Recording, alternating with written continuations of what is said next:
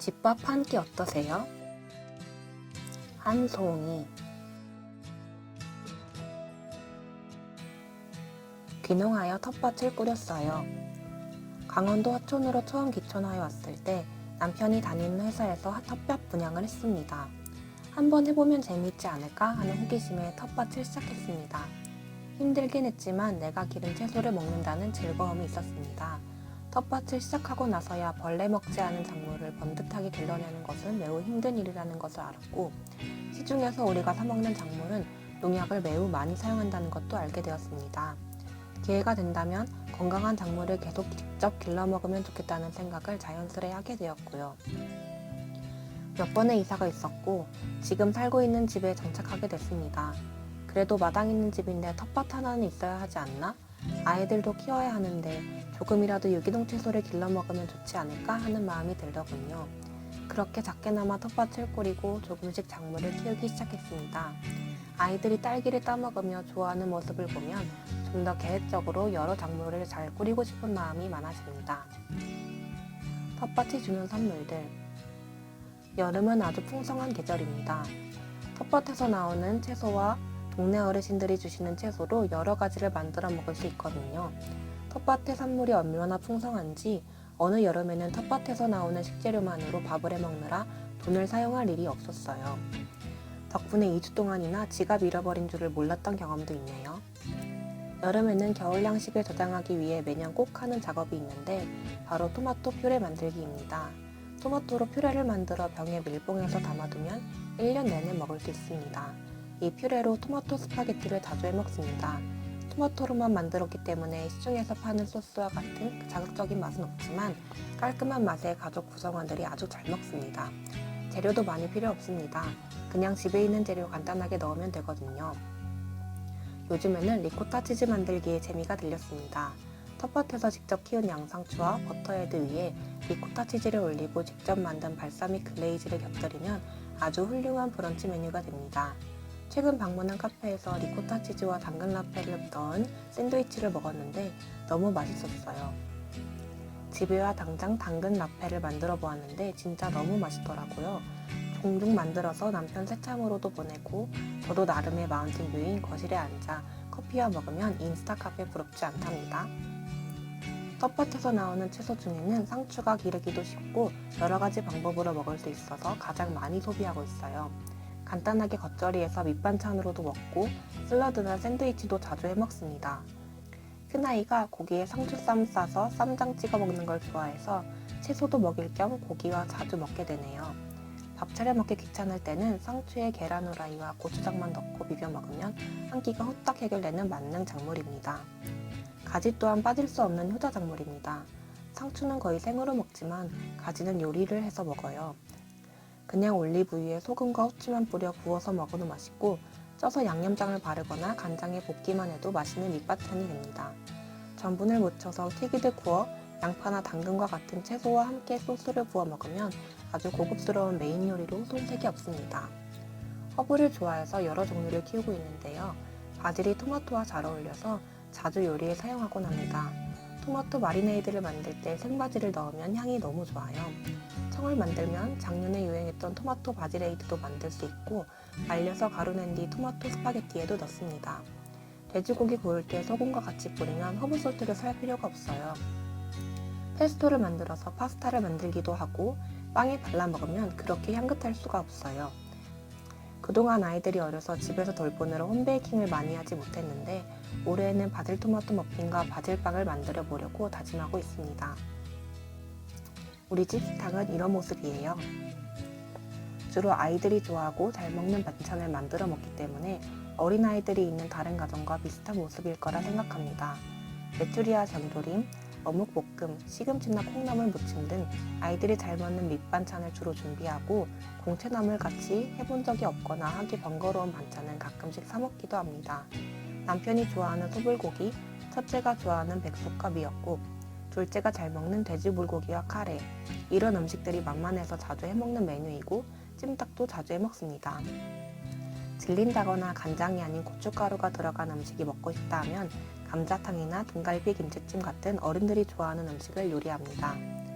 부부가 둘 다 매운 음식을 잘 못 먹어서 오징어 볶음이나 닭볶음탕 같이 밖에서 먹으면 너무 매운 음식들은 거의 집에서 맵지 않게 요리해서 먹고 있어요. 매운 음식이 유행해서 그런지 요즘엔 파는 떡볶이도 너무 맵더라고요. 떡볶이도 마트에서 파는 것보다 가래떡으로 만들면 훨씬 맛있는데요. 남편의 직업상 많이 나오는 묵은 쌀로 가래떡을 뽑아 소분한 뒤 냉동실에 저장해두면 이것저것 해먹기 좋습니다. 가래떡이 굽기 전에 냉동하면 해동한 뒤에도 말랑말랑하게 먹을 수 있어서 그냥 조청 찍어 먹어도 맛있고, 떡볶과 떡볶이도 자주 만들고, 아이들 간식으로 소떡소떡도 만들고 닭갈비에 떡사리로도 넣습니다. 이외에도 주변 이웃들이 많이 나눠주는 감자로 메시드 포테이토, 감자볶음, 감자전 등을 해먹고, 옥수수가 나올 때는 쪄서 먹거나 통조림을 만들어 여기저기 넣어 먹기도 합니다. 키우지 않아도 잡초처럼 올라오는 쑥으로는 떡과 전을 부쳐 먹고 된장찌개도 끓입니다. 수박과 단호박도 몇 개씩 따먹고, 가을물을 수확할 때는 부생채, 소고기 묵국, 깍두기 등을 먹을 수 있습니다. 겨울을 견디고 월동한 시금치는 정말 달아서 이제껏 먹었던 시금치 중에 가장 맛있었습니다. 소개해드리고 싶은 재료와 요리들이 정말 한가득하네요. 텃밭을 잘 돌보지 못했음에도 불구하고 자연은 정말 많은 먹거리를 선물해줍니다. 어떻게 소비하고 요리할지 고민하다 보면 이런 고민을 할 수 있다는 사실 자체에 감사함을 느낍니다. 내가 아니라 하나님이 키우셨구나를 절실히 경험하곤 합니다. 집밥을 먹을 수밖에 없어요.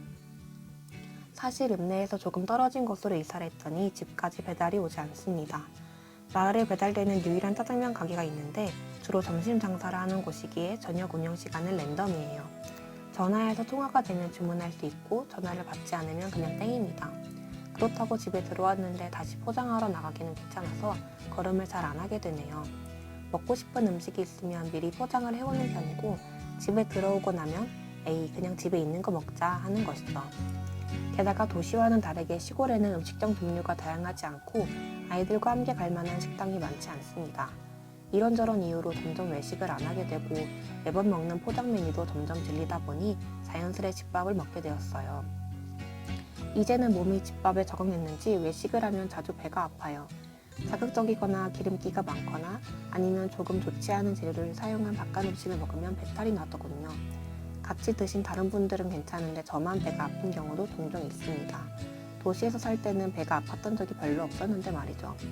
한 번 사 먹었을 때 배가 아프면 그러려니 하는데 두 번째 사 먹었을 때도 배가 아프면 그 식당에서 더는 사 먹지 않습니다. 플라스틱 바가지로 뜨거운 국물 푸는 것을 목격한 적이 있는데 그런 식당 역시 아무리 맛있어도 다시는 가지 않습니다. 밀키트가 처음 나왔을 때 오 신세계다 완전 편한걸 하며 종종 조리해 먹었습니다. 하지만 쓰레기가 너무 많이 나오고 내 식구가 먹기에는 양도 살짝 부족하더라고요. 저희 입맛에는 달고 매워서 결국엔 그냥 재료를 사서 요리를 하게 되었습니다. 그렇다고 저희가 외식을 아예 안 하고 집밥만 먹는 건 아니에요. 손님이 오시거나 요리할 상황이 되지 않을 때는 사서 먹고, 주말에는 아이들이 좋아하는 놀이방 있는 식당을 종종 방문합니다. 집에서만큼은 하고 싶지 않은 요리도 있습니다. 튀김 요리는 그냥 사 먹자는 주의입니다. 요리하면서 튀는 기름이나 남은 기름 후처리를 생각하면 그냥 사 먹는 게 나은 것 같아요. 자작하게 튀기듯 굽는 요리까지는 집에서 하고 기름에 퐁당 담가서 요리하는 음식은 하지 않습니다. 모든 요리를 집에서 할 수는 없으니까요. 몸이 아플 때나 괜히 축 처지는 날, 혹은 아이들이 투정을 많이 부리는 날에는 마음도 몸도 너무 지쳐서 요리하고 싶지 않을 때가 많아요. 그럴 때는 모두가 행복해지는 짜파게티로 한 끼를 먹기도 하고 냉동식품을 먹을 때도 있습니다. 제가 해준 음식보다 맛있게 먹는 모습을 볼 때는 종종 배신감이 느껴지기도 하네요. 집밥을 차리다 보면 고민이 들어요.